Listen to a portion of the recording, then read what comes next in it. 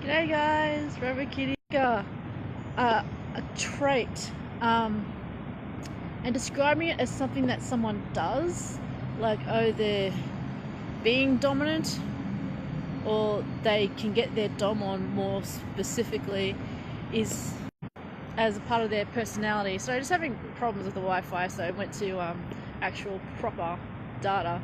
So then I got to thinking and talking with someone about actually that they're topping, where it's more of like a whole sort of skill set and the knowledge, whereas being dominant is a part of their whole personality. They can't stop being dominant as a part of it. Now, to say that they're dominant doesn't mean that they're necessarily just dominant. I mean, it's a part of them as a whole. So while there are some, I've talked about this before, where there are some traits and behaviours and stuff like that where some people say, oh, it's inherently dominant, and I don't really believe that. Some things are commonly done by dominant people, attitudes, and things like that, things that they'll do, the way they look at life. But to say that someone is getting their dom on, to me, kind of seems to be more kind of a switchy thing. Not to say there's anything bad about being switches, because there's someone else I talked to that said that a lot of people don't have any respect for people that switch, because they've seen them being submissive to somebody, so they don't have a lot of respect for them.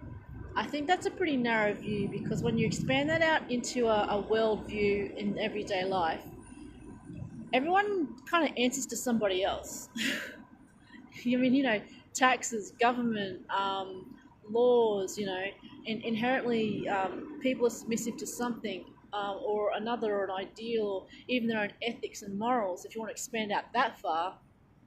But to just say that, oh, I don't have respect for someone because they're submissive or they switch, I think that's pretty narrow. And I do have a lot of respect for people that top and bottom, or switch with other people and other partners, because they are actually able to change their mindset. Some of them in the same night, and sometimes multiple times in the same night or session or whatever. And that's goes to their flexibility in the way they think, the way they look at life, and it's different and it's interesting. So on being on someone getting their dom on, I'm not really I don't know how I feel about that. It was the whole behavioral versus it being a trait, like an inherent trait within somebody as a part of them, rather than something that they just, like a role play that they just put on for a specific set of time. And there's very few people that I've come across in the BDSM scene, and in particularly in life, that are inherently dominant. But that goes along with the whole Bell's curve and everything, where you've got like the majority of people in the middle, where they have some dominant submissive traits, and they can kind of switch in general in normal life and in BDSM. But then you have people at the other ends of the spectrums, when they are inherently dominant, inherently submissive, and there's just no two ways about it. So that's very few and far between. It's like when people say, oh, was it train spotting that was it Renton said, he reckons that everyone's bisexual by default. There's just very few people that are not on that spectrum, but they're on that spectrum, but they're at the extreme ends. It's just like anything in life. It's not strictly yes or no. There's a spectrum, and shades, not of grey though, shades of different colours, different shades of light. So while there are people that say that, oh, that they're dominant, and they try and prove their dominance by saying certain things, proving things. I have a certificate in dominance. I went to this college. I got taught how to be a dominant. I said, yes, well, that's good. You got taught how to do the things to make it that you're a dominant for a specific set of time, and it's a behavioural thing. But inherently within yourself, you don't really need to prove it. You just are.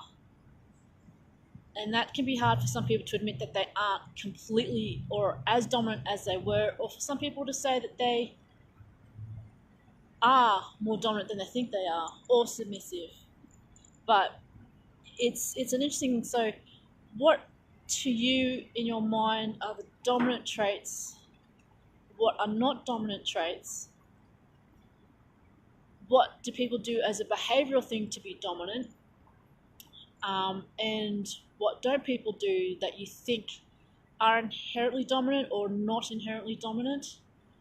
And how does that work in your framework, and how does it work in other people's framework? Because other people have different ideas on dominance and what is dominant, domineering, dominant behavior,